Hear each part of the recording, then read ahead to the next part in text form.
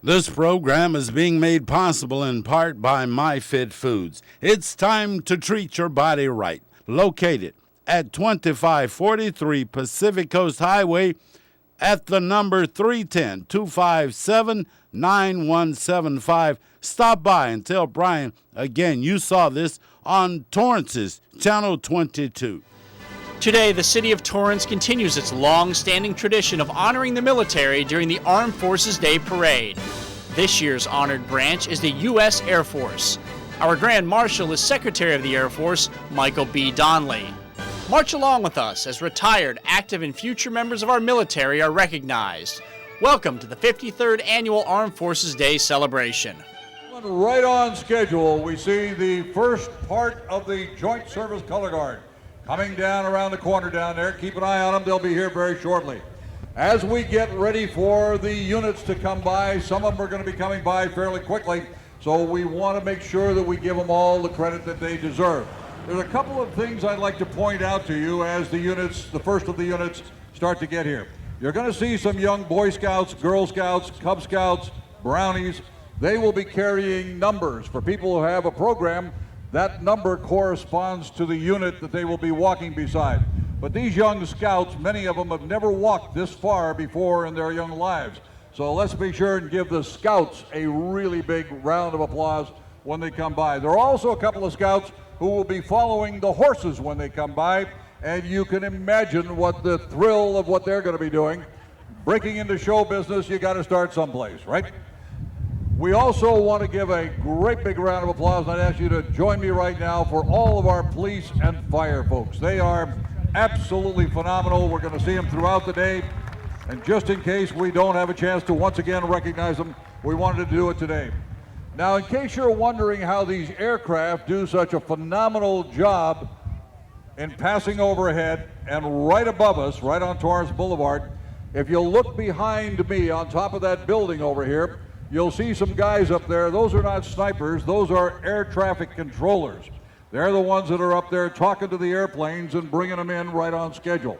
Once again, I also want to remind you that over at the Del Amo Shopping Center, we've got all kinds of vehicles on display. We've got marching units that are going to be over there talking to you. They'd love to meet with you. Take the kids over there. Let them climb in and out of the small helicopters. Let them in and out of the tanks and the Bradley fighting vehicles. They're all there for you to take a good, hard look at. Most importantly, you get the chance to meet the men and women who proudly wear the uniforms of the Army, the Navy, the Air Force, the Coast Guard, and the Marines. They're all over there, and they are really, really looking forward to meeting you. So once again, let's give a great big round of applause when that first unit gets right up by us. Let me tell you who they are. The Joint Service Color Guard is commanded by Sergeant Robert Schumacher. The National Colors are presented by Private First Class Jonathan Hyman. The United States Army Colors are presented by Private Ricky Knopp. The United States Marine Corps flag is presented by Lance Corporal Juan Vargas. The United States Navy flag is presented by Engineers Mate First Class Justin Bongert. The United States Air Force flag is presented by Staff Sergeant Carlos Novello.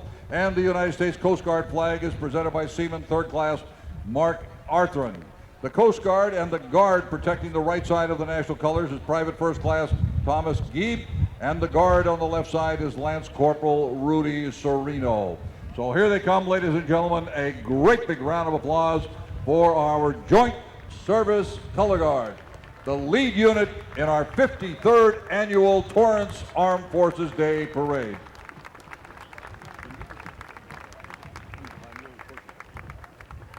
Right behind that color guard, we have our Grand Marshal. I told you already, he grew up right here in our town. He's a graduate of South High School. Let's give our Grand Marshal, the Honorable Michael P. Donley, the Secretary of the United States Air Force, a great, big, warm welcome home. Welcome home, sir. Welcome home. Let me tell you about him. He's the 22nd Secretary of the United States Air Force, and riding with him is another local lady, the lovely Gail, with him right now. He has 30 years of experience in the national security community, including service in the Senate, the White House, and the Pentagon. Prior to coming here, the Secretary served as the Director of Administration and Management in the Office of the Secretary of Defense. He oversaw the Department of Defense Administration, facility information, technology, and security matters for the Pentagon. Mr. Donley served in the United States Army from 1972 to 1975 with the 18th Airborne Corps and the 5th Special Forces Group, attending the Army's Intelligence and Airborne Schools and the Defense Language Institute. Mr. Donley earned both bachelor and master's degrees in international relations at the University of Southern California. He is also a graduate of the Kennedy School at Harvard. Once again, ladies and gentlemen, a great big warm welcome to Torrance, to our guest of honor, our Grand Marshal, the Secretary of the Navy, Mr. Michael B. Donley.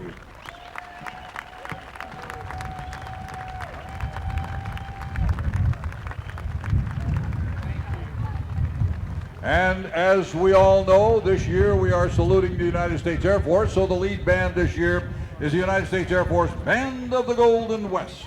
As the only active duty Air Force band west of the Rockies, the 45-minute member United States Air Force Band of the Golden West maintains a rich heritage of musical excellence and outstanding air professionalism. Enjoy their music.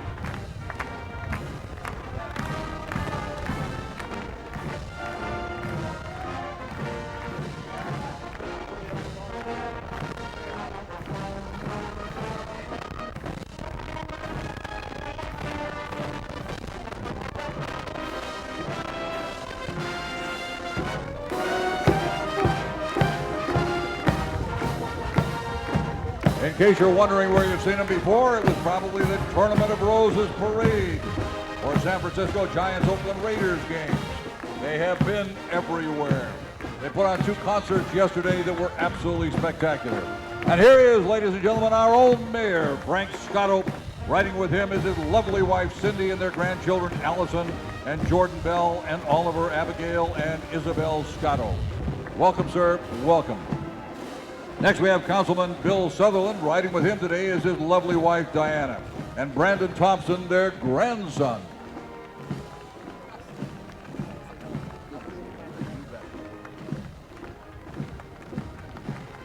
And right behind Councilman Sutherland, we have Councilman Tom Brewer. He's our chairman today, and it's his 2nd year as the chairman of this wonderful event. Riding with him today is his lovely wife, Carolyn, and their daughter, Chelsea. Welcome, sir. Welcome.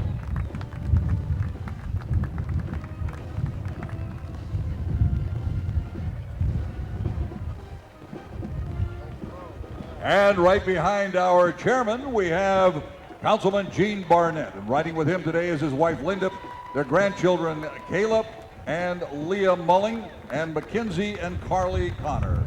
Welcome, folks. Welcome. We are delighted to have you with us. Right behind them, we have the wonderful Councilwoman, Susan Rhilinger. Riding with her today is her sister, Ann Crowford, and their grandnieces, Brianna and Riley. Welcome, folks.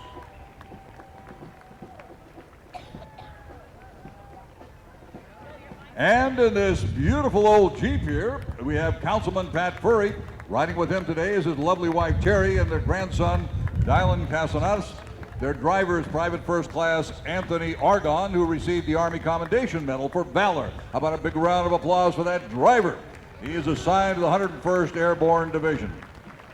Right behind them in this wonderful, wonderful whatever it is, we have Councilman Cliff Numark. Riding with him today is his lovely wife, Diane.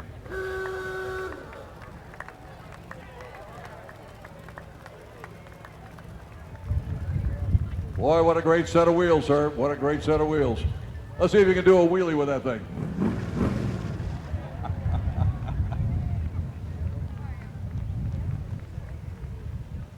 And right behind Councilman Numark, we have our city clerk, Sue Herbers. Riding with her today is her husband, Jerry, and their grandsons, Ryan and Gavin. Come on, let's give them a great big welcome.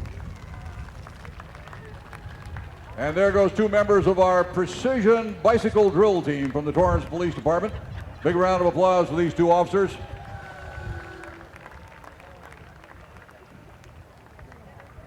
And coming up next, we have our city treasurer, Dana Cortez. Riding with Dana today is her husband, Leo, and their daughters, Vanessa, Ariana, and Natasha.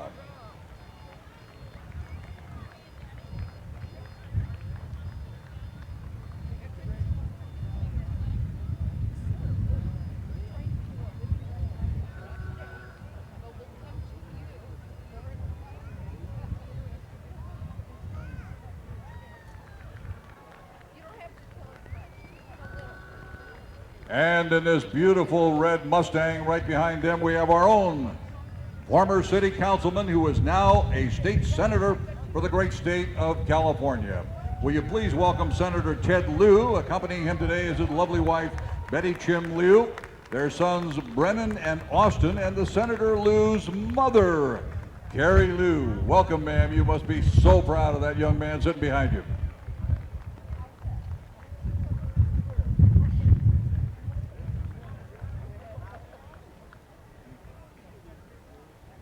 And coming up next, we have our own state assemblywoman, Betsy Butler. Riding with her today is the 53rd District 2012 Veteran of the Year, retired Captain Herb Massey and his wife, Jan. Captain Massey is retired. He's from the Army Special Forces. Welcome, sir. Welcome. And welcome, Assemblywoman. Next, we have Congresswoman Janice Hahn, accompanied today by United States Marine Corps Sergeant Jacqueline Paxton, who now serves as the Business Development Manager for the U.S. Veterans. Welcome, ladies. Welcome.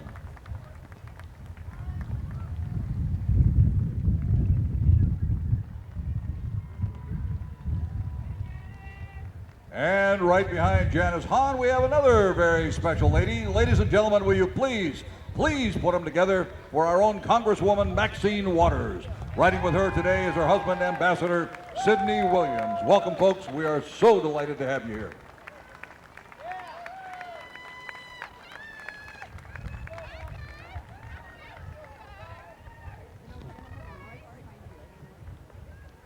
And now we have our senior military representatives. Ladies and gentlemen, will you please give a very, very special welcome to Air Force Lieutenant General Ellen Pawlikowski. General Pawlikowski is the commander of the Space and Missile Systems Center at Los Angeles Air Force Base. She's accompanied by her two lovely daughters, Laura and Jennifer Pawlikowski. General Pawlikowski is responsible for the birth, the launch, and the sustainment of every space system in the United States inventory. This includes the military communications and missile warning satellites, GPS, and other revolutionary space programs, just to name a very, very few.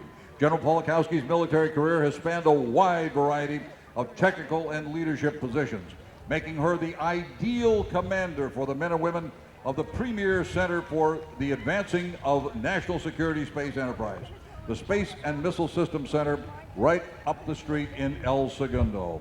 Great to have General Pawlikowski back here in the South Bay. Right behind her, we have Brigadier General Terry Ferrell. General Ferrell is the commander of the National Training Center at Fort Irwin. What a great job they do out there.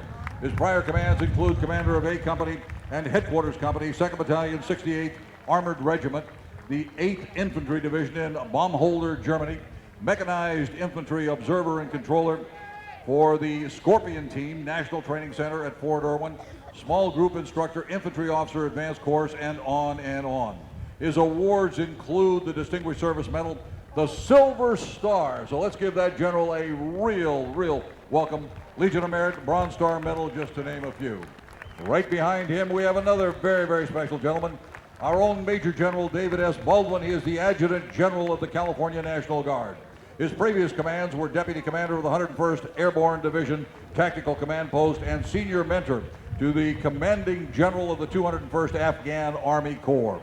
Welcome, sir, and as the Adjutant General, he leads the largest, the most tasked National Guard force in the entire United States, with an authorized strength of some 23,000 personnel. He is responsible for the operation of the State Military Department, which consists of the California Army and Air National Guard, the State Military Reserve, and the California Youth Program. Welcome, sir. Next, we have Major General John Miller. General Miller is the Commanding General of the United States Army Reserve Command. His previous commands include the commander of the 2nd Battalion, 362nd Regiment, 91st Division for training in Norco, California, and is a battalion commander, 2nd Battalion, 363rd Regiment. He has really been around a long time, and his awards include the Legion of Merit, the Bronze Star of the Meritorious Service Medal with 2 Oak Leaf clusters, the Joint Service Commendation Medal, just to name a very, very few. Next, representing the United States Marine Corps, how about a great big welcome for Major General Melvin G. Speets. He is the Deputy Commanding General of the 1st Marine Expeditionary Force and the Commanding General of the 1st Marine Expeditionary Brigade. located at Camp Pendleton, California.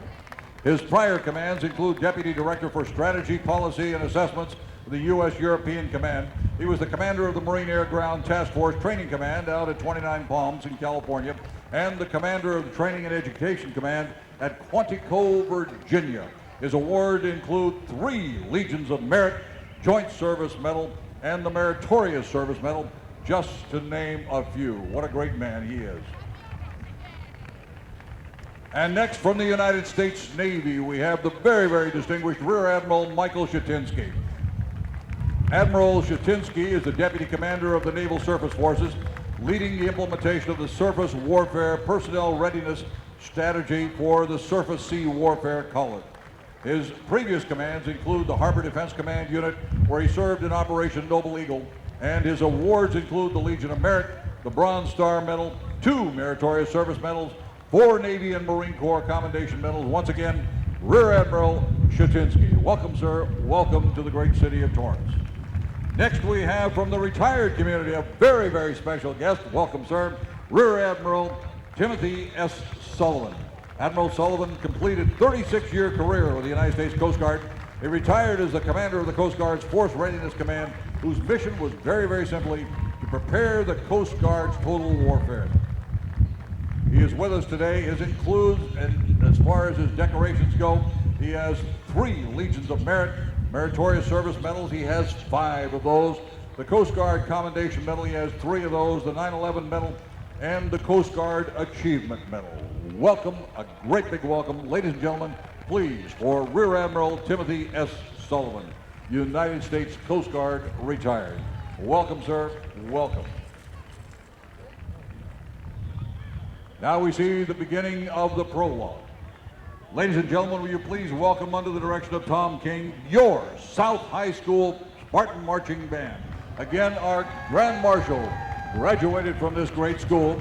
They are featuring, under the direction of Cassandra Harris, the South High Drill Team, and under the direction of Nathan Orts, the South High Color Guard.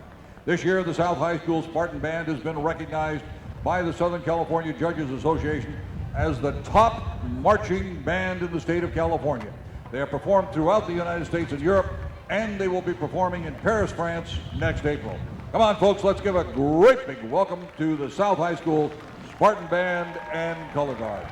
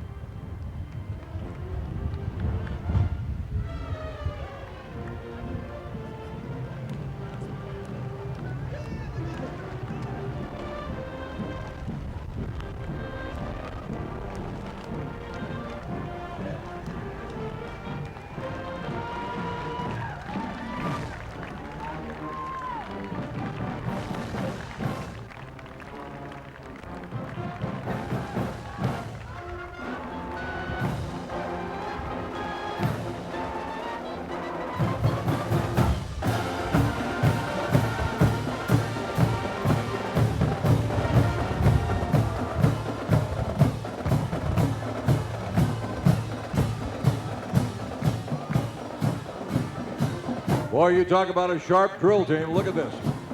Every one of them in step, looking good.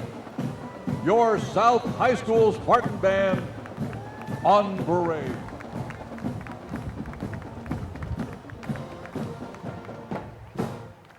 Right behind the band, we have the Legion of Valor. It was organized on April 23rd, 1890 in Washington, D.C. It has as its membership personnel who are recipients of the Congressional Medal of Honor, the Distinguished Service Cross, the Navy Cross, and the Air Force Cross. These awards are presented for gallantry and valor at the risk of human life above and beyond the call of duty. First off, in our first vehicle, we have a very, very special gentleman, Arthur Neal Black, United States Air Force. He trained as a pararescueman after serving on a team for 2 years with the 79th Rescue Squadron at Anderson Air Force Base on Guam. He volunteered for duty in Southeast Asia, where he flew on rescue helicopters into North Vietnam on September 20th, 1965, while attempting to rescue a downed fighter pilot. Neal and his crew were shot down and they were captured by the North Vietnamese. After 7.5 years in captivity, he returned home in February of 1973 and received a direct commission from President Nixon. Neil graduated from pilot training and was assigned to the 41st Air Rescue Squadron, where he flew the HC-130, that great big Hercules airplane. Let's give a great big welcome to this very, very serious hero. Welcome, sir. Welcome to Torrance. Coming up next in this little tiny car, we have Sergeant Scott Montoya, United States Marine Corps. He received the Navy Cross while serving as a scout sniper for the 2nd Battalion, 23rd Marines, Operation Iraqi Freedom. On April 8, 2003, during the Battle of Baghdad, Sergeant Montoya's scout sniper team arrived at Company F, was under heavy enemy fire. He rushed forward to drag a wounded Iraqi civilian to safety, and then he did the same thing for wounded Marines and one that could not get off the fire-swept street. Sergeant Montoya then ensured that the wounded Marines received medical assistance and were evacuated. His outstanding display of decisive leadership, courage in the face of enemy fire, and utmost devotion to duty are in keeping with the highest tradition of the Marine Corps and the United States Naval Service. Hi, I'm Captain Jones with the 311 ESC, and you're watching the 53rd Annual Armed Forces Day Parade. Whoa! Next we have Mr. George Blanick, United States Air Force. He was awarded the Distinguished Flying Cross for his courageous action in World War II as a bombardier on a B-17 aircraft. He identified his formation of planes flying head-on with another formation. He advised the pilot to turn left and go low, guiding the pilot on a secondary target. Flying in broken formation with control handed over to him in the bombardier's position, and using the Norden bomb sight, he skillfully maneuvered the B-17 through heavy enemy flak, saving all aboard his plane. Ladies and gentlemen, a great big Torrance welcome to George Blanick, Distinguished Flying Cross. Take a look up at the beginning of the parade route. I'm told that the first biplanes are on their way. You want to get a look at those. And we have another very special gentleman with us here, a Marine. Would you please welcome Chief Warrant Officer 5, Thomas Tomka. United States Marine Corps, served for over 40 months in combat zones, including Vietnam, the Gulf War, and the global war on terrorism. He received the Bronze Star with Combat Valor for his actions during the Gulf War in destroying an enemy mortar platoon position, capturing 150 Iraqi soldiers and 6 enemy tanks. Once again, a great big Torrance welcome to Chief Warrant Officer 5, Thomas Tomka. Welcome, sir. Welcome. And now we have a number of very distinguished folks. I want you to give them a great big round of applause. These are our World War II veterans. And I'm going to try to name them as they come through. And they've each got a great story. They are 85 years old to 97 years old. And they're with us here today. Here comes the biplanes, folks. First in the line of march here, we have Russ Meyer. Then we have John DeMille, Harry Nelson, John Feehey, Marvin Stolo, Clarence Cummings, Jerry Conger, Dick Noki, Ned Osborne, Wally Draper, Robert Metcalf, Tony Desposito. Here they come, folks. Get your cameras. Get ready. There's your biplanes. Vintage flight of 3 biplanes, 1 Waco and 2 Stearmans on that group. Open cockpit biplanes from Zamperini Field. They are passing overhead right now. I think we may be able to get them to come back around. Continuing on with some of the very distinguished people that we've got passing by now. Again, World War II veterans, Robert Metcalf, Tony DeCasso, Robert Wallace, Pete Ellis, Jim White, Dee Sharp, Howard Rogers, Ernie Thompson, Maurice Ransom, John Reynolds, Norman Harrelson, Roger Lockwood, George Yamasaki, Leroy Forehand, Lester Sterling, Joe Escanalgi, Charles Jones, and we have Norma. We have 2 nurses with us today from World War II. A big round of applause for those 2 wonderful, wonderful ladies, Norma Orr and Fran. Plus we have George Chapa and Herman Laham. Come on, folks, you can put them together better than that. We've got, these are a passing breed. World War II veterans on parade. A living legacy passing before you right now.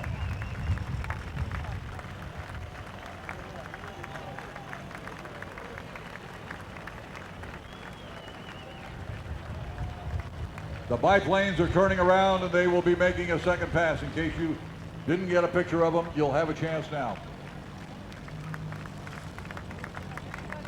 Welcome, folks. Welcome to Torrance, and thank you so very much for all of your service, all you've done for this great country of ours. Remember, each one of these passing before you right now has a tremendous story. They are 85 years old, all the way up to 97 years old. So let's give them a great big welcome to the great city of Torrance. Wow.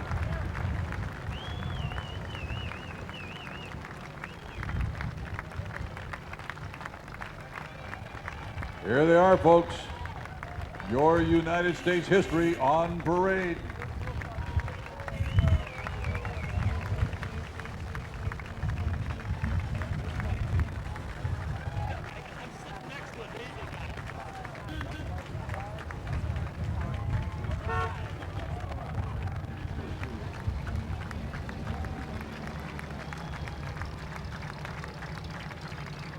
Not only are these World War II veterans passing before you right now, but we have coming up right behind them, we have a couple of Pearl Harbor survivors.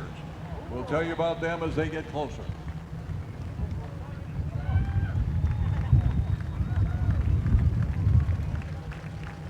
I can see some of them are going by for a second round of applause. Why not? They have certainly earned it.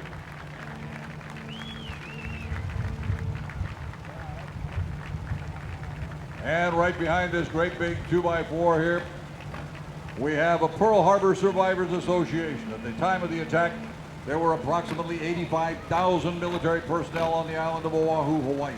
Today, there are approximately 2,000 in the organization. To be a member, you must have been in the military within 3 miles of the island at the time of the attack.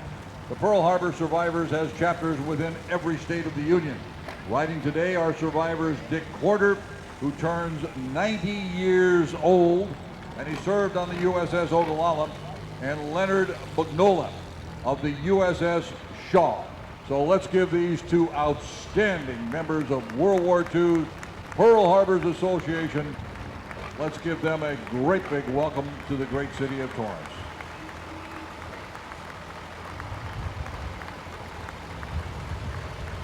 Come on, folks, let's not forget to give these young ladies and men who are carrying the signs, the Boy Scouts, the Girl Scouts, the Cub Scouts, and the Brownies, a great big round of applause. They're walking the whole route of the parade. Biplanes are about 10 seconds out, so get your cameras ready. They'll be passing overhead. How appropriate. We have biplanes flying by when we have the real history of our country on parade right in front of us. Here they come, folks. Here they come.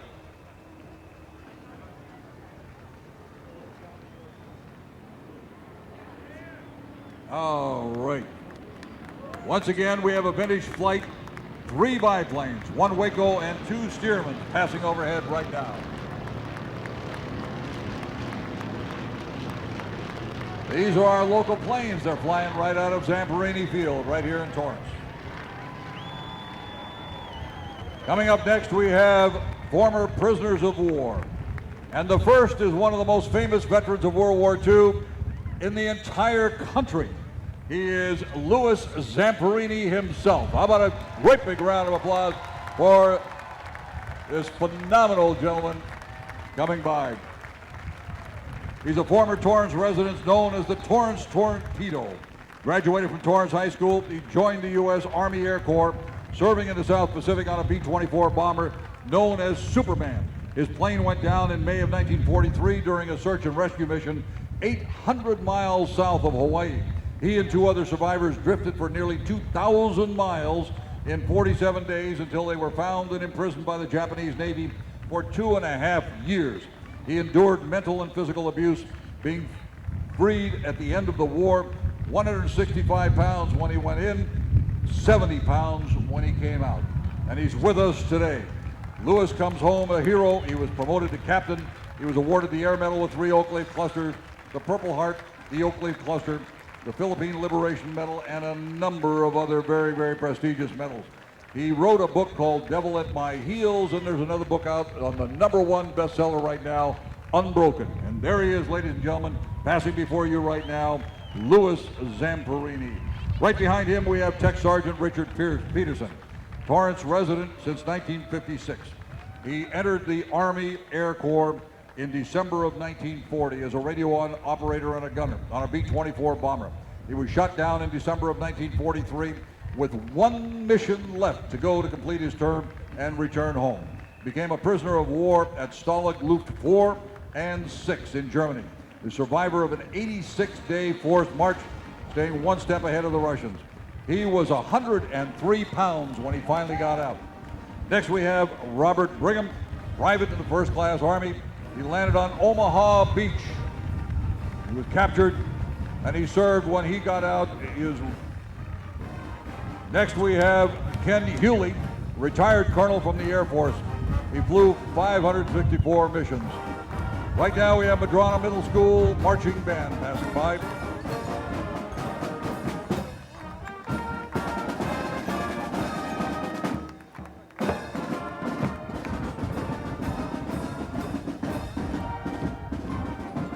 A little special tribute to our Air Force from the Madrona Middle School Marching Band.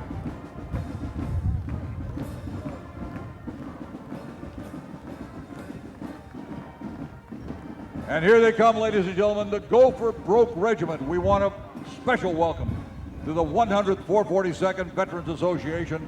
They, on November 2nd, 2011, received the Congressional Gold Medal. It was awarded from World War II veterans of the 100th Infantry Battalion, 442nd Infantry Regiment, and the Military Intelligence Service of the United States Capitol in Washington, D.C. This regimental combat team is composed of Americans of Japanese ancestry, and they fought in 8 major campaigns in Italy, France, and Germany. It's known as the most highly decorated unit for its size and length of service in the entire annals of the U.S. military history, and has already received 21 Congressional Medals of Honor, of which Ted Tenoy of Torrance is a memorabilized recipient. The Military Intelligence Service utilized Japanese Americans in the China, India, and Burma, and along with the Pacific campaigns, to fight the Imperial Japanese by interrogating Japanese prisoners of war and translating important documents that they got their hands on. Some of these military service members were members of the Merrill's Marauders in Burma, the model for America's United States Army Rangers. At the end of the war, the Military Intelligence Service helped General Douglas MacArthur establish a democratic government in Japan. Ladies and gentlemen, a great big round of applause for the Gopher Broke 100th 442nd Regimental Combat Team, passing before you right now. Not many of them left, and we are so proud to have them with us today.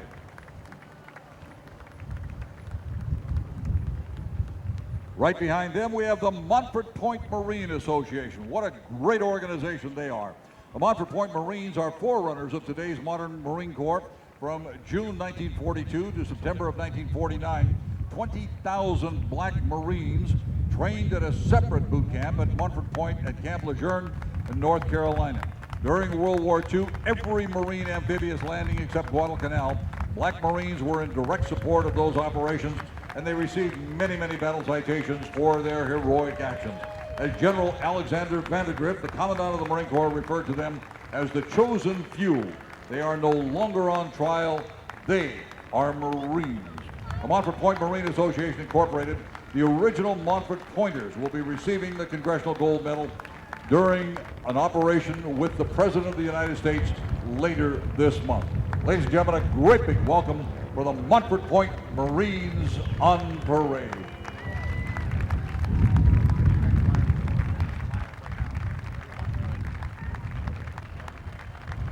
The next flyover, I'm told, is going to be in about 5 or 6 minutes. And once again, that's going to be a flight of BT-13s and 1 T-6 Texan trainer. They'll be coming by shortly. We'll give you a heads up. And now we have the Veterans of Foreign Wars District number 4. The VFW is the oldest veterans organization and the largest combat arms organization of veterans in the United States. Within the South Bay area, the Los Angeles area, there are 17 posts and more than 6,800 members, including our ladies and men's auxiliaries. This year, our District 4 commander is Gary Blake, and our ladies auxiliary president is Tony Barnett.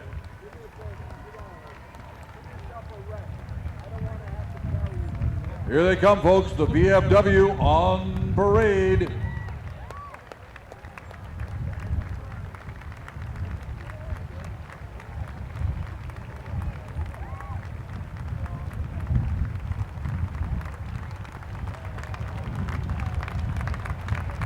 And right behind them, we have the Combat Infantrymen's Association, or the CIB, the Combat Infantrymen's Badge. It was created on October 27, 1943 in recognition that the infantry continuously operated under the worst of conditions and sustained the most casualties while receiving the least public recognition. The Combat Infantry Badge, that's the Blue Badge Award, recognizes Army soldiers whose daily mission is to pursue the enemy principally on foot and engage in close combat. And that they do beautifully. Here they come, folks. To receive the badge requires the following. You need to train and perform the duties of an Army infantryman using Army military weapons and tactics. Need to be assigned to an infantry unit engaged in the enemy in close combat. And you need to participate in that close combat ground operation with the assigned unit. Veterans of this company fought in World War II, Korea, Vietnam, Desert Storm, and Iraq. All of our members have been awarded the Combat Infantryman's Badge. Combined medals are Silver Star, the Bronze Star, the Purple Heart, Presidential Unit Citation, the Air Medal, the World War II Medal, Korean War Medal, the Vietnam Medal, and the Expeditionary Medal. Let's give the Combat Infantryman's Badge organization a great big welcome. And coming up next, we have a wonderful, wonderful favorite of ours every year, St. Catherine's Academy Marching Knights Band. The youngest men in uniform today are the 3rd through the 8th grade cadets, St. Catherine's Academy Marching Knights Band. The color guard, the unarmed drill team, and the marching regiment from Anaheim, California. The Catholic boys' school with military tradition, formed by the Dominican Sisters of Mission, San Jose, in 1889. There, St. Catherine's celebrated its 123rd year of education. St. Catherine's is the only academy of its kind in the nation. Local, national, and international students attend this fine institution. The cadets earn their uniform decorations for conduct, effort, and scholarship. St. Catherine's was the inspirational setting for the Charlton Heston film, The Private War of Major Benson. And parents, the tuition at St. Catherine's even includes haircuts.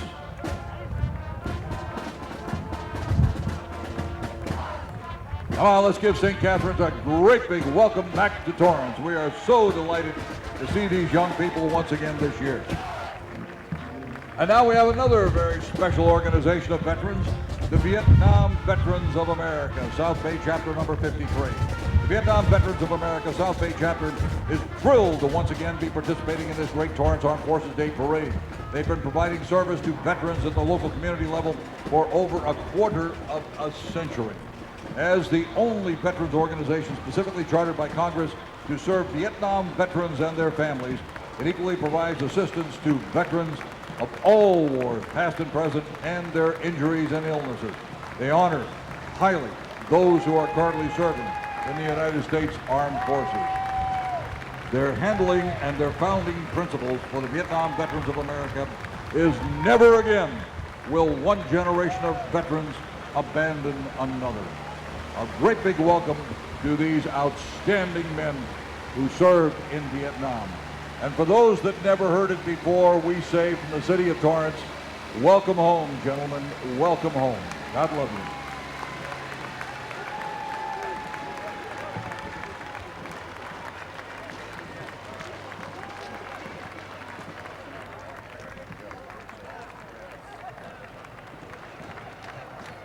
And right behind them, there go the Vietnam veterans. What a great period of service they served.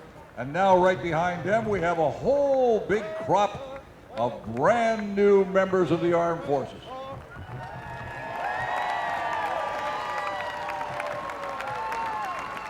Every one of these young people passing before you right now will be joining in just a moment. They will be taking the oath of office for the United States Air Force.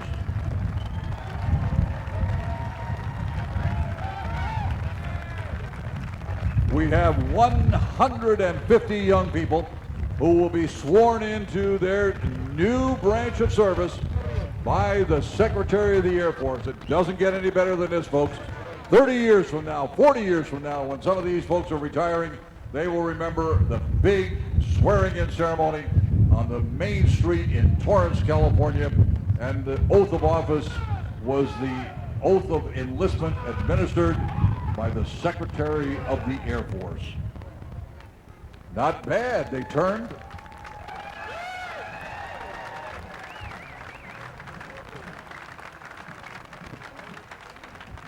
Are you ready to take the oath? Sir, 9th Air Force Recruiting Squadron, Deathbirds, ready to take the oath of enlistment. If you are ready to take the oath of enlistment, raise your right hand and repeat after me. I state your name. I, Scotto, Do solemnly swear. do solemnly swear That I will support and defend that I will support and defend the Constitution of the United States the Constitution of the United States against all enemies, foreign and domestic. against all enemies, foreign and domestic. That I will bear true faith and allegiance to the same. And that I will obey the orders of the President of the United States and the orders of the officers appointed over me according to regulations and the Uniform Code of Military Justice. So help me God. Congratulations, ladies and gentlemen. Come on, folks, a great big round of applause for these brand new airmen. They are now in the Air Force. And now they're going to march off to the barber shop.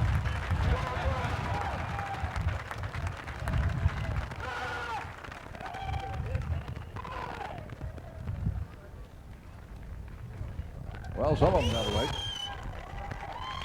Give them a couple of weeks and they'll be perfect.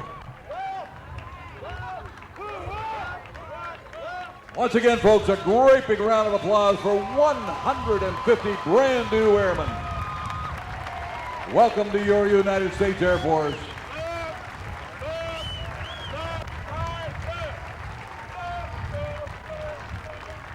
Right behind these brand new recruits, we have the West High School Entertainment Unit.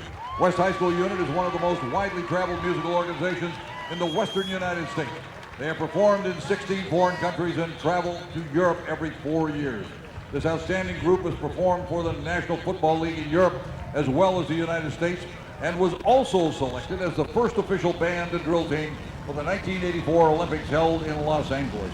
In 1988, they represented the United States as the first non-professional group allowed to perform on the main concert stage at Tivoli Gardens in Copenhagen, Denmark. And in 1996, they were the first wind band to be selected as the honor band for the Edinburgh Festival Cavalcade Parade in Edinburgh, Scotland. They performed twice in the Fête de Giverny Musical Festival in Geneva, Switzerland, and they are known for their highly charged and varied programs that have been appreciated throughout Europe. And get ready, folks, the entertainment unit is ready to step off. They receive constant high honors at competitions throughout Southern California, and they have a renowned reputation for excellence in both nationally and internationally. 1993 and 1998, they performed in the Macy's Thanksgiving Day Parade in New York City.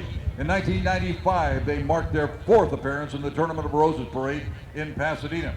In November of 2004, and once again in 2010, the group traveled to Washington, D.C., New York City, and Philadelphia, where they marched in the Philadelphia Thanksgiving Day Parade.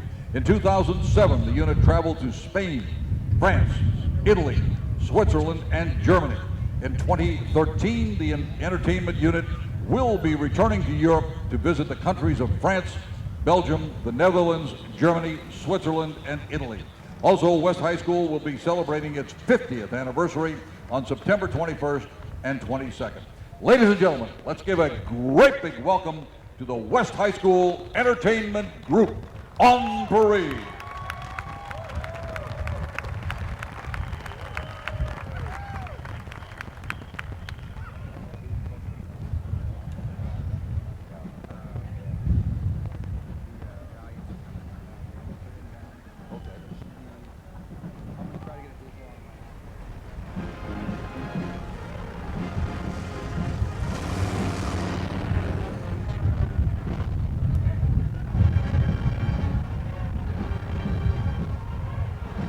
While they're marching over, passing us right here, very shortly we're going to have another flight of aircraft come by.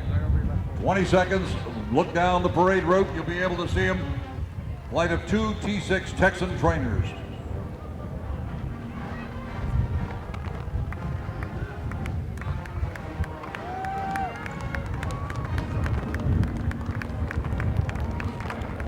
Passing right overhead right now.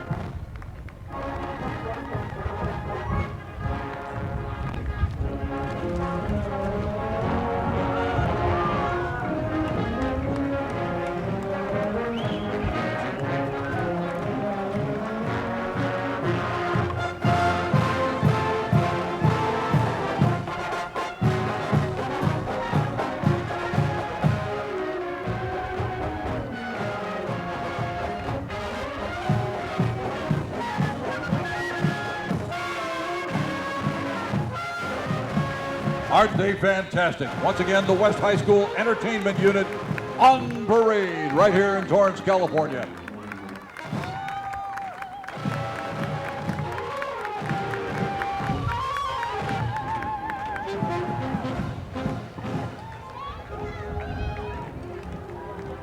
And right behind them, we have another contingent of young scouts. How about a great big round of applause for these young ladies, these brownies, these young Girl Scouts marching in parade. Come on, folks, come on, let's make them feel welcome. Right behind them, I would remind you, this is the Air Force Year, our featured branch of service. We have the Los Angeles Air Force Base Space and Missile Command leading this formation of over 150 airmen from Los Angeles Air Force Base is Brigadier General Roger W.T., the Vice Commander, Space and Missile Systems Center, Los Angeles Air Force Base. The Space and Missile Systems Center is the nation's center for technical expertise for military space acquisition, with more than 5,000 employees nationwide and an annual budget of some $10 billion, that's billion dollars. Once again, ladies and gentlemen, passing before you right now, Los Angeles Air Force Base Space and Missile Command, under the leadership of Brigadier General Roger W.T. Hi, I'm Lieutenant Colonel Andrea Paul, and I'm with Los Angeles Air Force Base. You're watching the 53rd Annual Armed Forces Day Parade.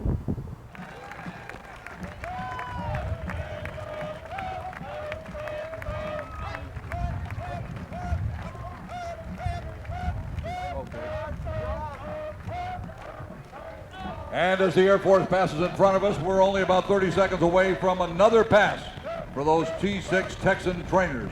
So get ready, everybody. Once again, I remind you that they're being controlled by those gentlemen on the roof of that building right behind us. Here they come.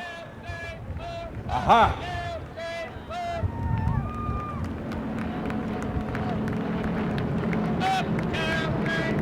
Ah, looking good.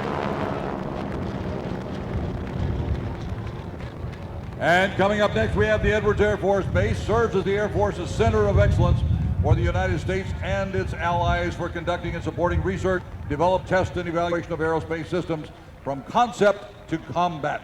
Edwards is the home of the Air Force Flight Test Center, the 95th Air Base Wing, the 412th Test Wing, the Air Force Research Laboratory for Rocket Propulsion, the NASA Dryden Flight Research Center, 2 Air Force organizational test departments, and many, many other tenant organizations. These 165 airmen in their airman battle uniforms come from units all over the base. They represent the absolute very best of our all-volunteer force. Edwards is the second largest Air Force base in the United States at 308,000 acres of area, 481 square miles. There are nearly 11,500 people working on the base, of which approximately 2,200 are active duty military. The other 9,300 workers are civilians and hosts to nearly 3,000 military family members. Edwards has airmen deployed around the world in service to our nation. In addition, the Test and Evaluation Center conducted at the base supports our airmen and all warfighters by making sure they have the absolute best possible equipment they could ever have before they go into harm's way. On behalf of the commanders and all of the airmen at Edwards Air Force Base, we thank each and every member of the Torrance community for your support. Right behind them, we have Vandenberg.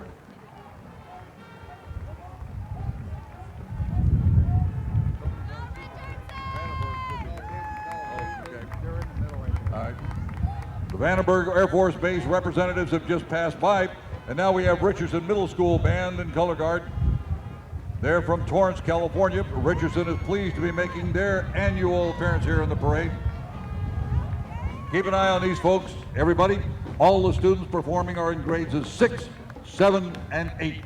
The students are led by Director Carrie Willett. Today they are performing Symbol of Honor by Ted Messing.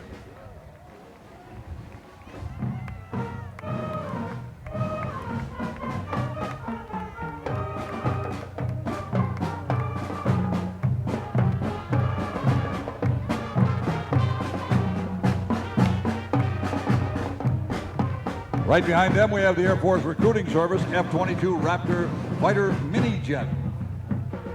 Take a close look at this. Get your cameras ready, everybody. This is the F-22 Mini Jet, the Air Force's version of the F-22 Raptor fighter jet, driven by Staff Sergeant Dave Novello. The F-22 Mini Jet is a valuable marketing asset designed to connect the Air Force with America's brightest young men and women, and to showcase career and educational opportunities available throughout the United States Air Force. The Mini Jet is painted in fighter jet gray and is used throughout the Air Force in community events. The 369th Recruiting Squadron would like to thank all of you for your continued support to the men and women wearing the Air Force blue. Next, we have the Chevy Suburban, built to enhance Air Force recruiters' toolbox in finding Air Force leaders for tomorrow. This particular vehicle is assigned to the 369th Recruiting Squadron out of Encino, California. It is used by over 40 recruiters, including Master Sergeant Cortez in the Del Amo Fashion Center. It's operated today by Staff Sergeant Rivas of the Long Beach Air Force Recruiting Station. Next, we have the Air Force Reserve Officer Training Corps on parade. Marching in a unified formation are representatives from all of the Southern California Air Force ROTC detachments. The cadets you see are members of Detachment Number 2 from Cal State San Bernardino, Detachment Number 40 from Loyola Marymount University, Detachment 55 from UCLA, and Detachment 60 from USC. These young men and women are training and preparing for a life as a commissioned officer in the world's finest air and space force. Right behind them, we have the San Pedro High School Air Force Junior ROTC. They were established back in 1995. Over 2,000 cadets have enrolled in the program during the past 17 years, and today dozens of former cadets are serving in all branches of the armed forces on 5 continents around the world. The cadets are very, very active in community service events such as park and beach cleanup, Veteran of Foreign War breakfast, annual and animal rescues, shelters, and packages for patriots. They are superb. Now we have from the United States Army, from Fort Irwin, California, the National Training Center is the world-class training center for America's military. Known for its vast, unencumbered training area, recreational opportunities, and history, the National Training Center provides tough, realistic combined arms training to joint, interagency, intergovernmental, and multinational units across the full spectrum of combat. Using state-of-the-art technology, a complement and dedicated military and civilian workforce, and a mix of live, viral, and virtual and constructive training events, National Training Center at Fort Irwin is a national asset that assists the commanders throughout the area. Right now we have the horse detachment passing in front of our Grand Marshal. How about a great big round of applause for those two outstanding people walking behind the horses? You know why they're there. This detachment was established in August of 2000 to capture the historical lineage of the 11th ACR out of Fort Irwin, California. The horse detachment represents the 11th ACR, the U.S. Cavalry, and the U.S. Army. Its current mission is to support the 11th ACR in change of command ceremonies, NTC rotations, as well as local events and recruiting efforts of the United States Army. The troopers of the detachment wear the 1901 U.S. Army cavalry uniform while performing in parades and cavalry demonstrations across the western United States. The detachment is currently manned by 15 troopers and 10 mounts. Right behind them, we have another very special group of people. These are the Purple Heart recipients, and leading off this group in the first vehicle is Sergeant Nick Fiedler, a Long Beach, California native serving in the United States Army as an infantry soldier. Sergeant Fiedler has completed one tour of duty in Iraq. It was during this tour in Iraq when Sergeant Fiedler was awarded the Purple Heart for wounds sustained from an enemy grenade blast while on patrol in an armored vehicle that resulted in multiple shrapnel wounds to his left side of his face, his left shoulder, and bilateral hand. Sergeant Fiedler is proudly serving in Alpha Troop, 1st of the 11th ACR at Fort Irwin, NTC. Sergeant Fiedler would like to thank his beautiful wife for her love and for being his constant source of support and motivation, especially during the recovery period. Next, we have Sergeant Russell Broughton. There they go again. Flyovers just continued.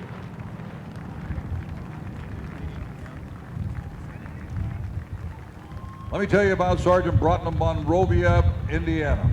He's serving in the United States Army as an infantry soldier. Sergeant Broughton has completed 4 tours of duty in combat, 3 combat tours in Iraq with the 10th Mountain Division and 1 with the 4th Infantry Division. During his 3rd tour in Iraq, when Sergeant Broughton was awarded his 2nd Purple Heart for wounds sustained by an enemy improvised explosive device. How about a great big round of applause for Sergeant Broughton? Behind him we have Staff Sergeant Pedro Martinez of Los Banos, California. He is serving in the United States Army as a soldier.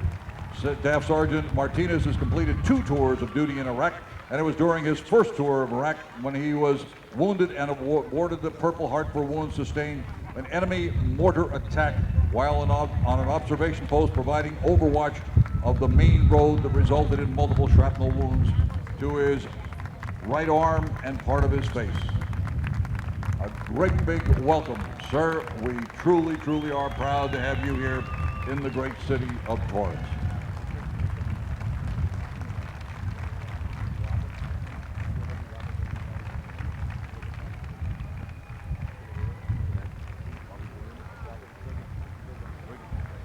Would the family of Robert Brigham please exit to the back of the reviewing stand? We have some people waiting for you.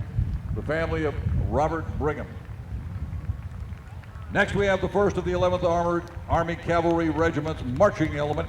This unit is part of the 1st Civil of the Philippines and the Cuban pacification under Secretary of War William Howard Taft. They went into Mexico in pursuit of Pancho Villa with General Blackjack Pershing punitive action way back in 1916.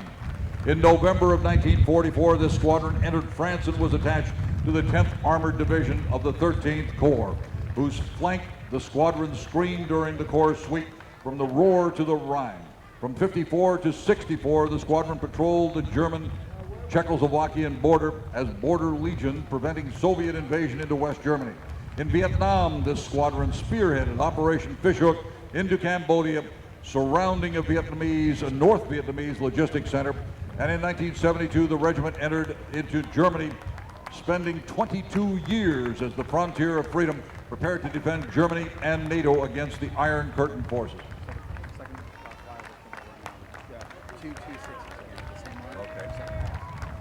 We have another flyover of the T6s coming just a moment, so get your cameras ready if you didn't get them before. Continuing on with this wonderful unit in front of us now, the Iron Horses. Last detachment was to Iraq in support of Operation Iraqi Freedom. That was from 2005 to 2006. The Iron Horse now serves as the Army's opposing forces, or OPFOR, at the NTC. The regiment portrays a determined operating force that trains U.S. forces for upcoming deployments into Afghanistan and into Iraq. Ladies and gentlemen, how about a great big warm welcome to Torrance, to the 111th Army Cavalry Regiment's marching element, passing before you right now.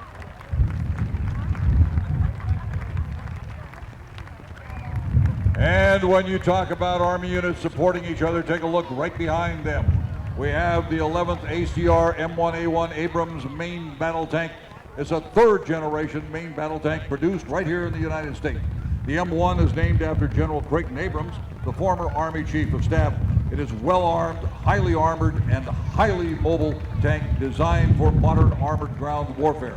Notable features of the 111 Abrams tank include the use of the powerful gas turbine engine, the adoption of sophisticated composite armor, and the separate ammunition storage in a blowout compartment for crew safety. It is one of the heaviest tanks in service, weighing in at close to 62 metric tons. The M1 Abrams entered service in the 1980s, incorporating improved armament, protection, and electronics. These improvements, as well as periodic upgrades to the older tanks, have allowed the long-serving vehicle to remain in frontline service all these years. Right behind them, we have the Bradley fighting vehicle, designed to transport infantry and armor protection while providing covering fire to suppress enemy troops and armored vehicles. The M2 holds a crew of 3, a commander, a gunner, and a driver, as well as 6 fully equipped soldiers. The Bradley's primary armament is a 25mm cannon. It fires up to 200 rounds per minute, and it's accurate up to 2,500 meters. By the way, all of these vehicles will once again be on display over at the Del Amo Shopping Mall right after the parade. So you can get over there, drop the little kiddies down through the hatch up on top, lock the hatch, and go out and do your shopping. Have a good day. It can also be armed with a tow missile. Right behind that, we have the M88A2, the Hercules recovery vehicle.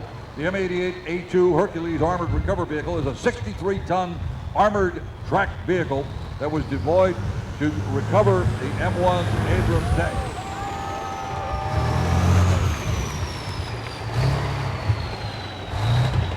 Special message to Mayor Scotto. There went part of your Torrance Boulevard.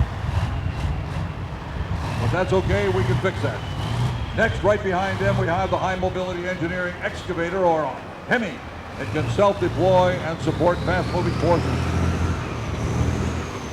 The HEMI weighs 2 tons, and it's capable of lifting more than 2 tons.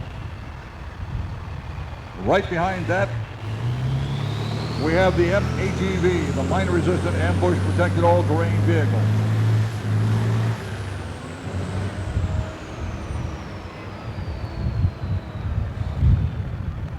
Special message for all of our environmentalists who are with us here today. Eat your heart out. This is the latest upgrade of the medium vehicle replacement platform family of vehicles. It is a blast-hardened modular design which affords improved protection for up to and up-armored Humvees. An MATV design combines high degree of mobility and durability needed to negotiate treacherous off-road terrain. And take a look at this great big guy coming down the street right now. This is the Buffalo mine-protected route-clearing 5 tons Buffalo surrogate vehicle. It cost-effective training device which allows route clearance teams to train as they would in an actual Buffalo, but at much reduced cost to the United States Army. It retains the same arm controller as the actual Buffalo, so there is no loss in training value for our soldiers and Marines. Once again, this is a mine-clearing vehicle.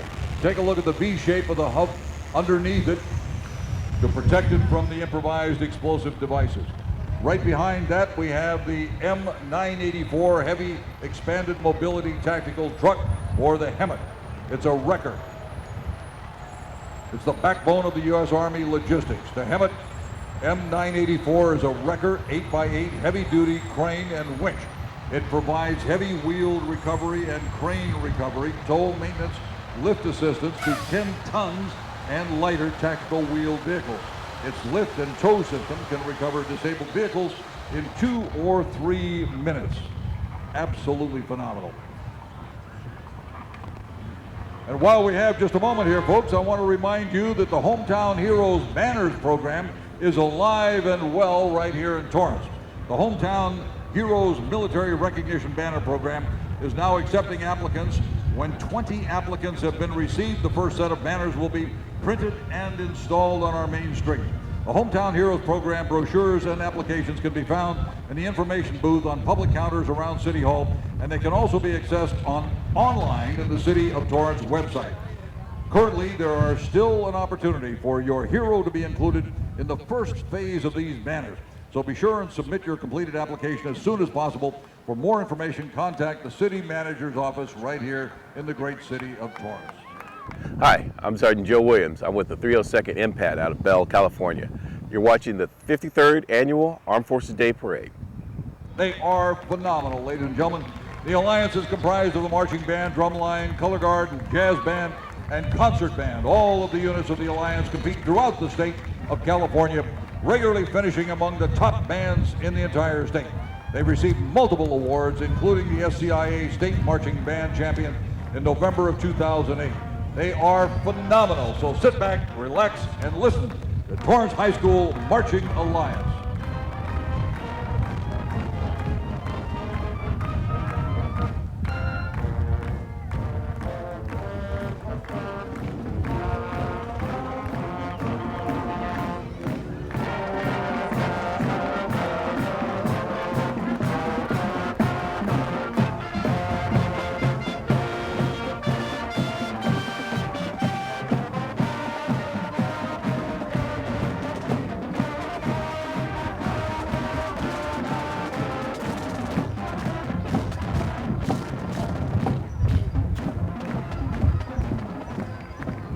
And right behind them, we have another wonderful organization, the Los Angeles Recruiting Battalion of the United States Army. They are a carefully selected team of dedicated professionals sustaining an all-volunteer army. Leading the formation is a very, very special guest. Ladies and gentlemen, will you please give a great big Torrance welcome to Lieutenant General Thomas P. Bostic, United States Army's 45th Deputy Chief of Staff, G1, responsible for developing, managing, and executing manpower and personnel plans, programs, and policies for the total Army. Prior to this assignment, he served for nearly 4 years as the Commanding General, United States Army Recruiting Command, during the growth of the Army to support command operations and combat operations. He was confirmed as the 53rd United States Army Chief of Engineers and the next Commanding General of the Corps of Engineers on 26th of April 2012, just last month. And he will assume these duties next week. And riding in this parade with this wonderful general, we have Los Angeles City Councilman Dennis Zine and Brigadier General Michael Tileman, United States Army Reserve. They are passing before us right now. Welcome, everybody.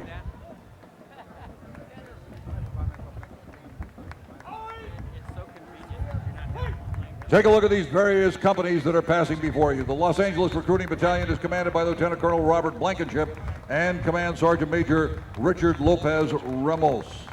First off, we have a couple of them passing. The first company to follow past us is in formation. It's the Coastal Recruiting Company, which is a unit here in Torrance. They also cover areas such as Inglewood, Crenshaw, Culver City, San Pedro, and Hawthorne. Coastal Company is commanded by Captain Benjamin Brownlee, and the first sergeant is Andres Villanueva. Right behind them, we have the Long Beach Recruiting Company, commanded by Captain Victor Shen and First Sergeant Billy Mills. They cover Long Beach, Whittier, Norwalk, Huntington Park, Compton, Lakewood, Cerritos, Pico Rivera, Downey, and Carson areas. In addition to their primary responsibility of providing the strength for armies throughout the country, these professionals also work to expand our partnership with America as Army's ambassadors. They assist communities in education shortfalls, obesity programs, and other critical areas. The continued success of these wonderful all-volunteer military depends on these recruiters' ability to speak with the students and the educators. Recruiters need the same access to students as employers and institutions of higher learning. Next, we have the Los Angeles Recruiting Company, including areas such as Pasadena, Burbank, Hollywood, Glendale, Los Angeles Metro, East Los Angeles, North Hollywood, and La Cañada. Commanding this unit is Captain Justin Babcock and First Sergeant Joseph Russell. Passing before you right now, the Army is committed to building relationships with educators throughout these outstanding soldiers. They influence youth to complete their education and be healthy and fit. Of course, staying in school throughout their high school graduation is one of the most important things that a young person can accomplish for themselves, whether they join the military or not. Next, we have the San Fernando Valley Company, commanded by Captain Jeffrey Worsler and First Sergeant Corey Kubal. Their area of responsibility encompasses Simi Valley, Thousand Oaks, Reseda, Canoga Park, Van Nuys, Santa Clarita, Woodland Hills, Northridge, Sylmar, and of course, the San Fernando Valley. By working with educators and students, they can provide opportunities and information to allow the youth of America to make the most informed decisions for their own future. Opportunities such as enlistment in the active Army can offer bonuses totaling up to $40,000. And last but not least, we have the San Gabriel Valley Company, commanded by Captain Patrick Colton. The first sergeant is First Sergeant Eric Blyblar. This company covers West Covina, Azusa, Pomona, Roland Heights, El Monte, Hacienda Heights, La Puente, Glendora, Arcadia, Diamond Bar, and Walnut. They continue their mission to find volunteers to serve in the most decisive land force in the world. And they are passing before us right now our U.S. Army recruiters and a number of outstanding young men and women who have made the decision to serve their countries with pride and with dignity. Great big round of applause for these folks. Once more, welcome to Torrance. Coming up next, we have the U.S. Army Corps of Engineers. They making their second appearance here in this parade. Their entry today is an emergency command and control vehicle driven by Alex Watt. It is designed to provide a communication platform for first responders in areas hard hit by disasters. It is one of only 6 vehicles strategically placed throughout the U.S., with 1 in the east, 3 in the Midwest, and 2 out here on the West Coast. Each vehicle can report to an emergency location within 18 hours. The last deployment was for the 2007 Southern California wildfires.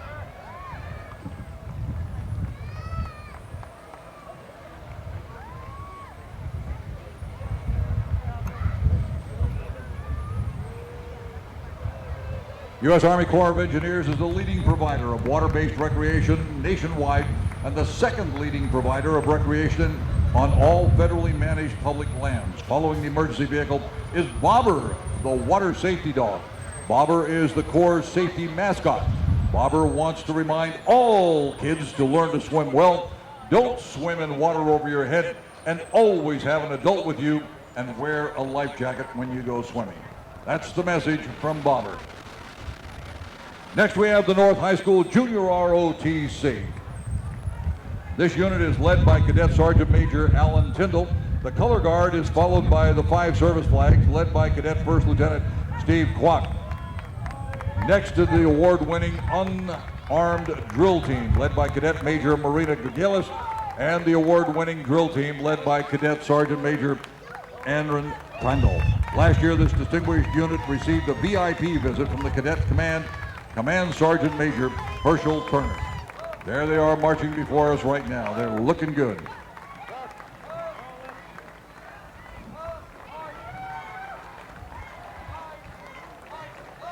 This unit won the distinction of All Army Champions in Phoenix, Arizona. They're a proud unit whose professionalism set them apart from all the rest. And they are marching before us right now.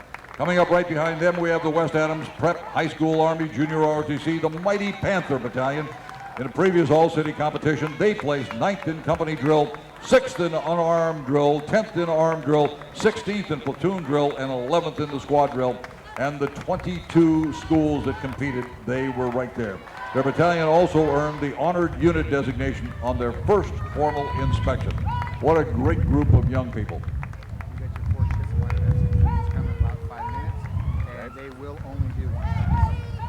We have a 4-ship flight of U.S. Air Force Vipers, the F-16s. They're due here in about 5 minutes, folks. They're only going to make 1 pass.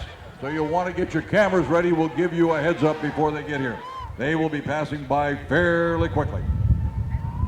Shortly after they go by, we have a surprise. We have a stealth fighter plane that's going to come in low and slow. But once again, depending on whether the technology is working today or not, you may or may not be able to see it. Cannot confirm that. get them, we get them. We don't get the one.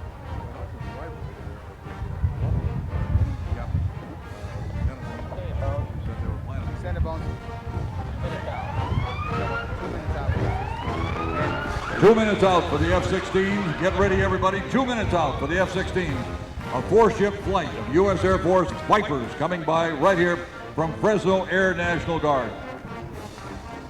Leading off the National Guard, we have the California National Guard 40th Infantry Division Band under the direction of Chief Warrant Officer 3, Eric Suganuma. Among the unit's military decorations, the Meritorious Unit Citation for Service in Korea, the Korean Presidential Citation, and a number of other very, very prestigious decorations. Right behind them, we have the 349th Combat Support Hospital Group. If you want to see them in action, take a look at them over in the Del Amo Shopping Mall. They are phenomenal, really worth the visit. 349th Combat Support Hospital is being led by Captain Kimberly York and being marched by Staff Sergeant James Flakes. The 349th Combat Support Hospital is an Army Reserve unit located in Bell, California.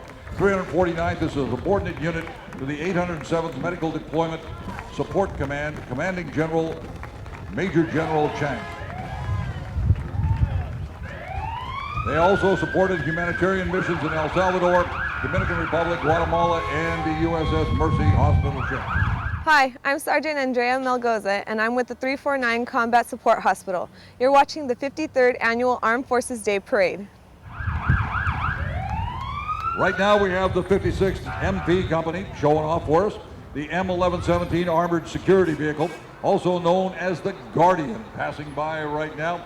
Right behind them we have the M1142 Tactical Firefighting Truck, belongs to one and only, the 163rd Ordnance Company out of Tustin, California. There they go!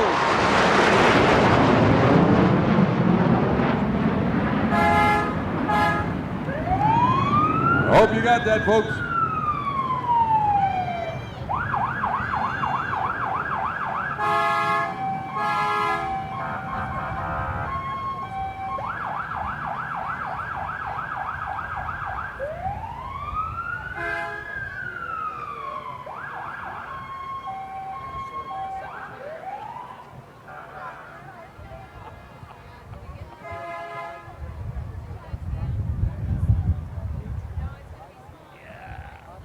We're talking to that flight of F-16s right now, see if we can get them to come back around for another pass.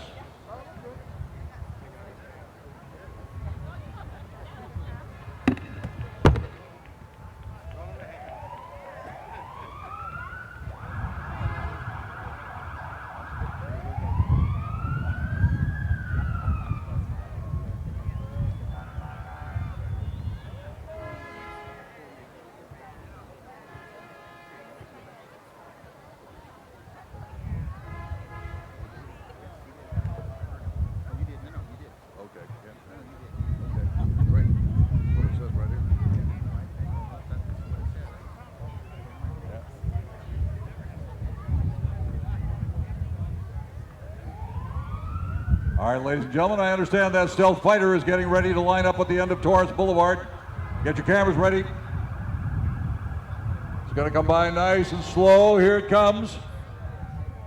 Get the kids ready. It's coming down the street now. It's lining up on Torrance Boulevard. And here it comes, ladies and gentlemen, a stealth fighter right in front of your eyes. Did you see it? I think we can proudly report to the Secretary of the Air Force that the stealth technology works wonderful, sir. Everybody's still looking for it. It's gone.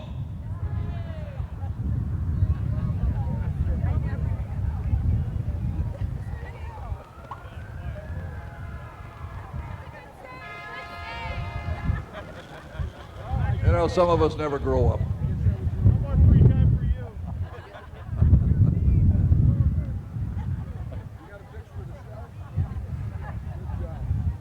One of our cameramen actually got a picture of it.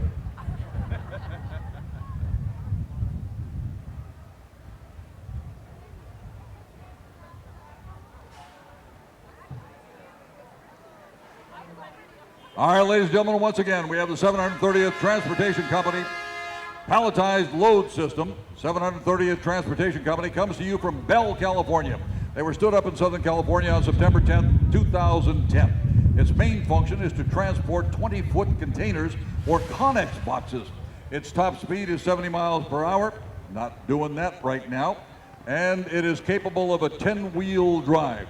It can download and upload a container in 3 minutes. Once again, the 730th Transportation Company palletized load system. 46 is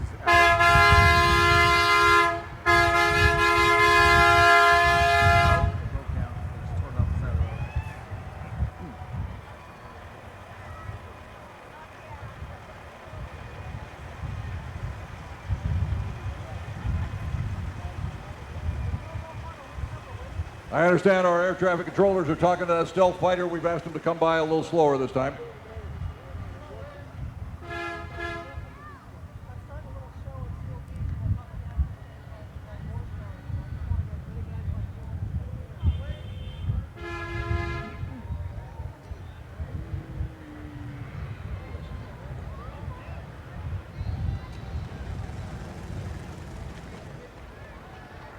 Before they drown me out, let me tell you about this next Army band coming by. Hailing from Los Angeles, the 300th Army Band travels coast to coast, performing in a wide variety of settings, including military ceremonies, public concerts, parades, educational programs, and music festivals.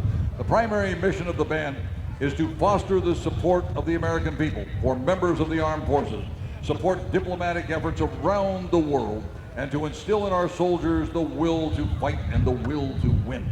The 300th Army Band consists of multiple performing components, including the concert band, a classic rock band, the ska band, brass quintet, woodwind trio, percussion ensemble, and of course the marching band. The commander of the 300th Army Band is Warrant Officer First Jeff Smith, and they are led by today's parade by Staff Sergeant Kurt Wang. So get ready, everybody. You're going to hear a wonderful, wonderful band pass by in just a moment. This is the United States Army Reserve 300th Army Band.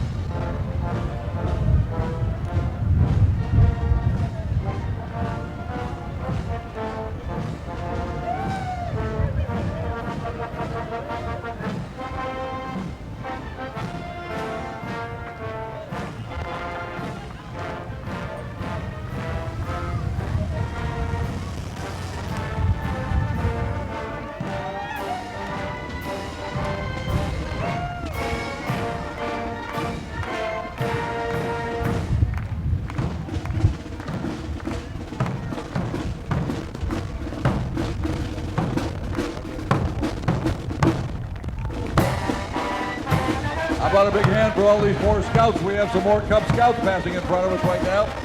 Big hand for these youngsters.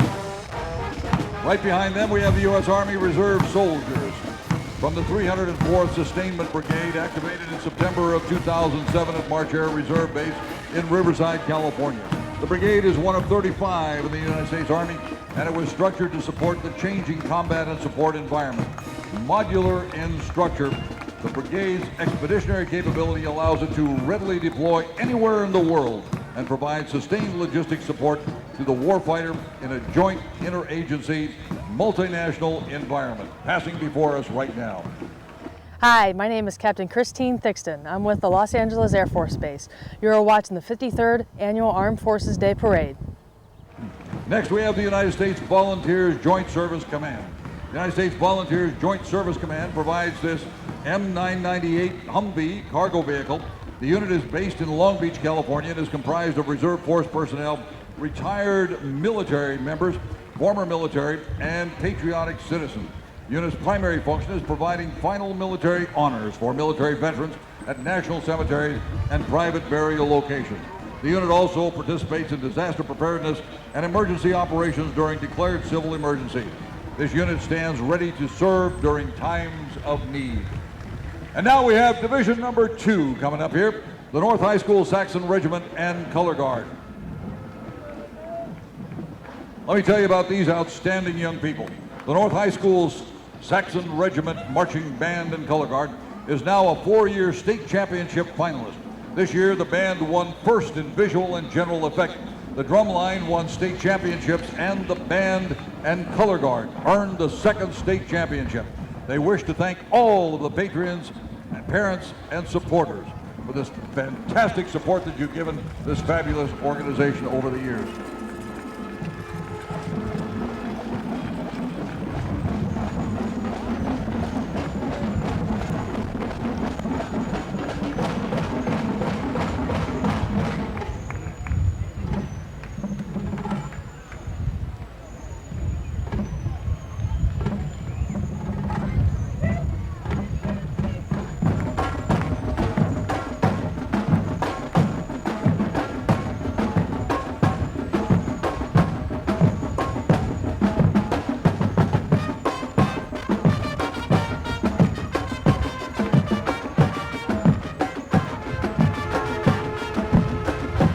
Right behind the band, we have the M777 towed lightweight howitzer used by both the U.S. Army and the Marine Corps. Today, it remains the workhorse for fire support to combat troops in Afghanistan, delivering GPS-guided 155 millimeter munition.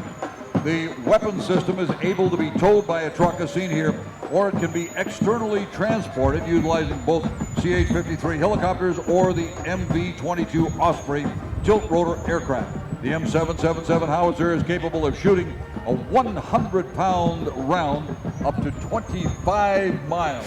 Think of that. Right behind them, we have the Redondo Union High School Marine Corps Junior ROTC unit. This unit is under the direction of Chief Warrant Officer 3 Willoughby and First Sergeant Mick. They're designed to build character, develop informed, responsible citizens, and to create a sense of respect for authority. They're passing by right now. This year, the Junior ROTC Battalion of 105 cadets is led by Battalion Commanding Officer Cadet Lieutenant Colonel Myers, the Battalion Executive Officer is Cadet Major Holcomb, and the Battalion Sergeant Major is Cadet Sergeant Major Briggs. For the past 30 years, Redondo Union High School Marine Corps Junior ROTC has performed thousands of hours of civic service to organizations all over the South Bay.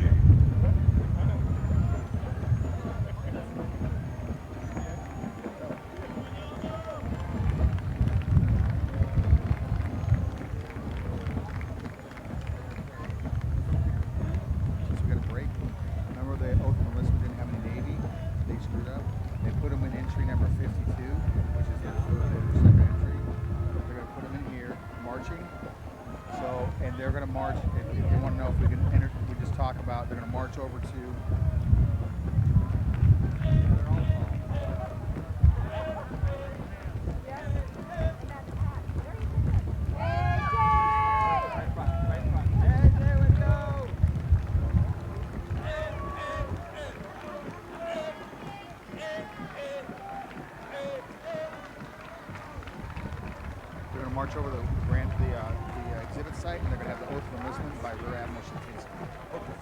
And the chief already confirmed with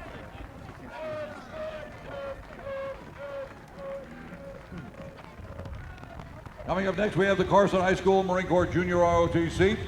This unit began in 2000. The primary function of this program is to develop the leadership abilities and to build the character of the high school students who choose to participate in the program. This is accomplished through a curriculum designed to teach participating students and cadets basic leadership tenets and skills. The end result is the creation of a young citizen imbued with patriotism and a deeper understanding of our responsibilities to our country, to our community, to our schools, to our families, and to our friends.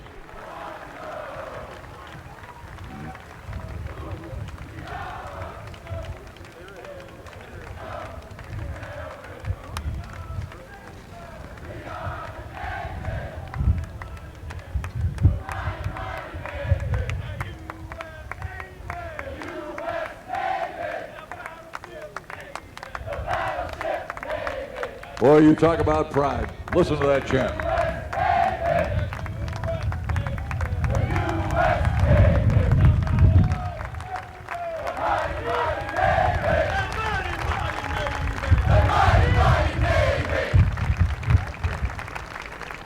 When these young people woke up this morning, they were civilians.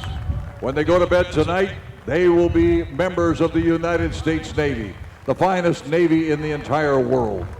Give them a great big round of applause, folks, as they go by.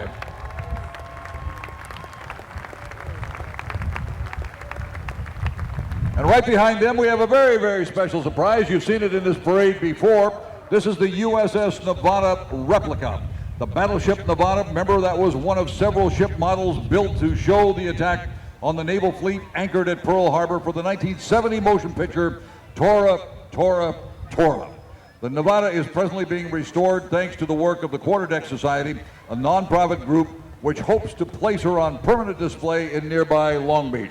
Remember, it was the Nevada, the only battleship that was able to get itself up after the attack and steam out of the harbor and fought with distinction through the war. And they have completely redone this replica. So if you have a chance over in the display area, when you get over there, you want to be sure and take a good hard look at it. Everything down to the little hoses on the side is authentic. The people that are working on this are doing a phenomenal job. And it's the only model like it in the entire world. And it's right on display right here, right now.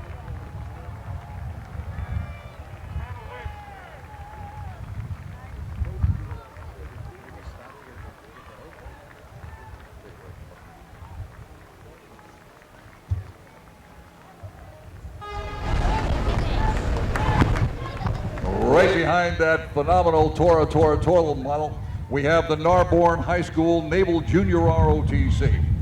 They are in their 6th year of participation in the Torrance Armed Forces Day Parade. Narbonne Naval Junior Officers Training Corps is observing its 9th anniversary at Narbonne High School with a strength of 170 cadets. It is under the command of Cadet Commander Joy de Guzman and Cadet Lieutenant Commander Leo Zaraga. The Naval Junior ROTC program instructors are Lieutenant Napacino and Master Chief Gardner, both retired Navy personnel. Great big round of applause for these youngsters right from this area, passing before us right now.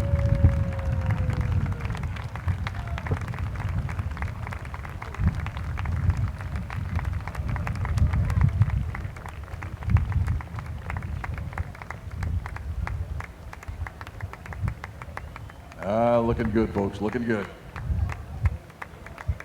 Right behind them, we have from the United States Naval Base Ventura County, the missile float. Naval Base Ventura County Missile Float has been a part of Point Magoo's history since the late 1960s. The missile float has taken part in many, many cities' parades, CB days, and Port Hueneme and Point Magoo air shows. The missile float displays missiles that have been developed and tested at the Naval Base Ventura County Point Magoo. These missiles include the Sidewinder air-to-air missile, the Sparrow air-to-air missile, the Phoenix air-to-air missile, the Harpoon air-to-surface missile, and the Tomahawk cruise missile surface-to-surface missile. So if you want to get a real close look at what these actually look like, you want to go over there to the Del Amo Shopping Mall parking lot right after the parade, and you can see them real close.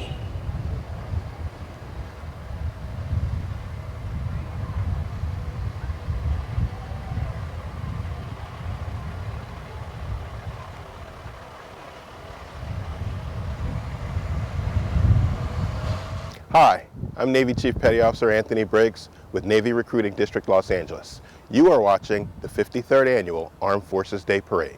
Coming up next, we have the United States Navy Recruiting Command branded 2011 Chevy Equinox.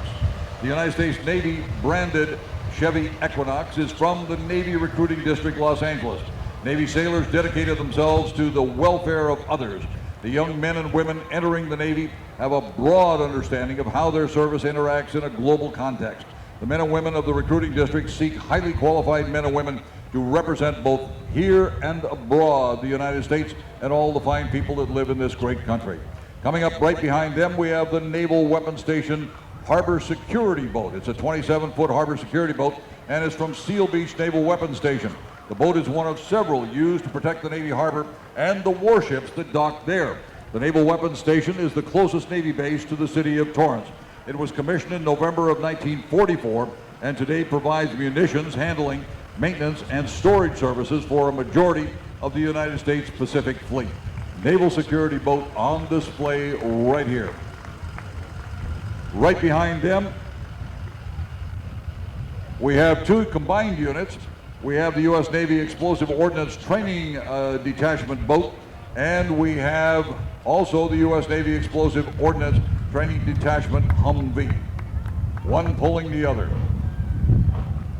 24-foot rigid-hulled inflatable boat from Navy Reserve Explosive and Ordnance Team Number 2 is used to provide waterborne security to naval vessels while loading or unloading weapons, weapon systems, and other high-value equipment from ship to shore.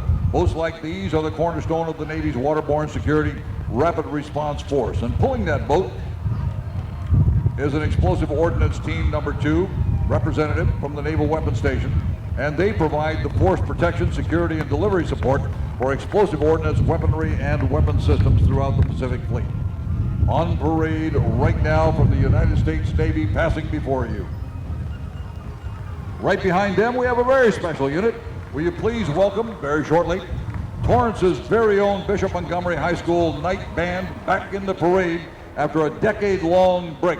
The drum majors are Haley Miles and Katie Heckenberger. Drum line captain is Aaron Graybill. The color guard captain is Colleen Larson, and the national champion feature twirler is Caroline Glenn. They are under the direction of Eric Honley and coaches Carol Hankley, Ben Goldman, and Betty Glenn. The band wishes to thank all of the Bishop Montgomery High School family and their support, and especially their principal, Rosemary Lippin.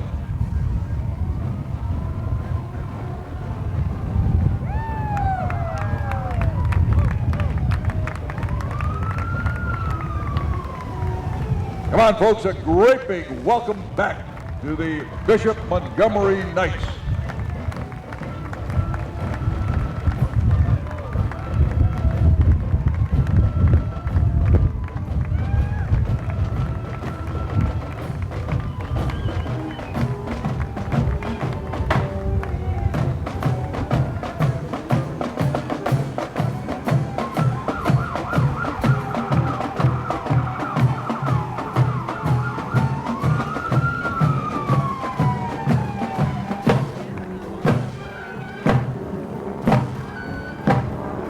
Bit of a rock band going around the second vehicle here.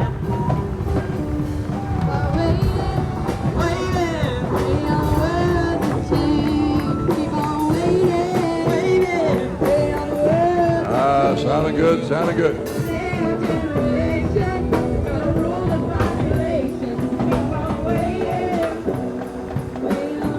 And right behind them we have the United States Coast Guard Sector 25-foot Defender boat. The orange small response boat is 25 feet in length, and it's powered by twin 225 horsepower engines. This is a multi-mission vessel, which includes search and rescue, law enforcement, and port protection. 25-foot Defender boat from the United States Coast Guard, passing by right now. Right behind that boat, we have the U.S. Coast Guard Aids to Navigation team from Los Angeles, Long Beach. They're stationed in San Pedro. They operate a 26-foot trailerable Aids to Navigation boat. Maintains the buoys, the lights, the lighthouses from Dana Point to Mara Bay, California. This boat can handle upwards of 500 pounds of buoy equipment.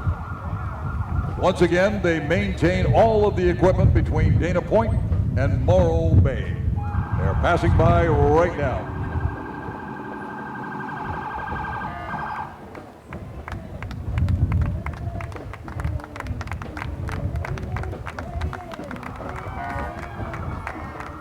And right behind them, we have the Coast Guard Maritime Safety and Security Team, K9s. That means dogs. United States Coast Guard Explosive Detection K9 Team is a member of the United States Coast Guard Maritime Safety and Security Team, Los Angeles, Long Beach. K9 Chiquita and K9 Ryder are assigned to conduct port security operations and to assist in VIP protection force protection, and other homeland security missions. How about a great big round of applause for this wonderful dog passing before us right now.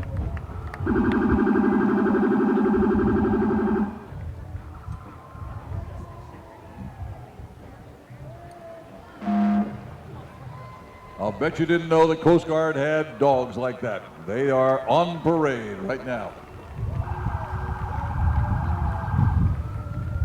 And right behind them, we have the United States Coast Guard Port Security Unit number 311. It's an expeditionary warfare unit serving as part of the Coast Guard's deployable operations group, recognizing the need for a dedicated unit specializing in maritime anti-terrorism and force protection. The Coast Guard established Port Security number 311 in June of 1995, exemplifying the Coast Guard's motto of Semper Paratus, always ready. Port Security 311 is designed for rapid deployment and sustained operations to provide port security in support of overseas regional combat operations. The unit is capable of immediate recall and can always be anywhere in the world mission ready within 96 hours. Next, we have the Coast Guard Spars Lieutenant Yvette Kovoy. Riding before you is a Coast Guard dress uniform is Lieutenant Yvette Kovari. Lieutenant Kovari is one of the few remaining members of the United States Coast Guard Spars, a women's reserve service program formed during World War II. Welcome, ma'am. They were created in November of 1942. The Spars proudly served the important function of military leadership and administrative services statewide, allowing a large number of men to send overseas. SPARS is a contraction of the Coast Guard's motto, Semper Paratus, always ready. Lieutenant Kovari was recently promoted to the rank of lieutenant, a level she reached during her service time in World War II, but was not officially recognized at the time. Now, nearly 60 years later, she receives the recognition, and take a look at that lady as she goes by. Come on, folks, a great big welcome. Right behind her, we have the Coast Guard Nautical Themed Family Float. The family float is a nautical theme derived from the gear and tools common to the boating profession. Also featured are the dependents of several families of the Coast Guard sector here in San Pedro. The sector unit is responsible for overseeing day-to-day rescue operations, prevention, law enforcement, and security operations on all Coast Guard boats, helicopters, and land units within the San Diego to San Francisco area. Without the relentless love and support of their families, these hard-working young men and women engaged around the clock, ensuring our maritime safety and security, could not do what they do. Right behind them, we have the Coast Guard Auxiliary. This personal watercraft is privately owned by Coast Guard Auxiliaries to help in training all of those who might be interested. All you need to do, folks, is reach out to them, and they will be more than delighted to help you out. And right behind them, we have one of our all-time favorites, the Torrance Tourettes. The Torrance Tourettes Dance and Drill Team has been a participant in the Armed Forces Day Parade since 1965, believe it or not. They don't look it, but they have been. The Torrance Tourettes program started in 1960 and has evolved into an award-winning dance and drill team. They travel throughout Southern California performing and competing in parade shows and competition. Today, the Tourettes are under the direction of Christina Carnegie and Celestine Dennison. The Tourettes are led by Captains Kelly Warwick and Amelia Kalengas. Co-captains are Haley Castaneda and Blair Rahman, Lieutenants Christy Smith and Hannah Sullivan, and elementary officers from the Grace Castaneda and Nicole Woods. A great big round of applause for these outstanding young ladies passing before you right now.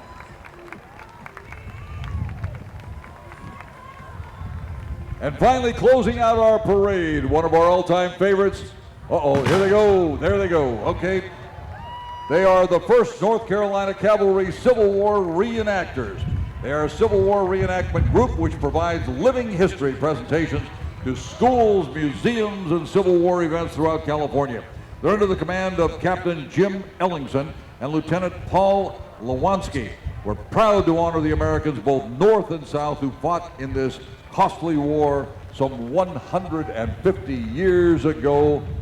They are phenomenal, and we have them right here. They've been marching for 150 years, and they finally got to Torrance. Welcome, folks, welcome.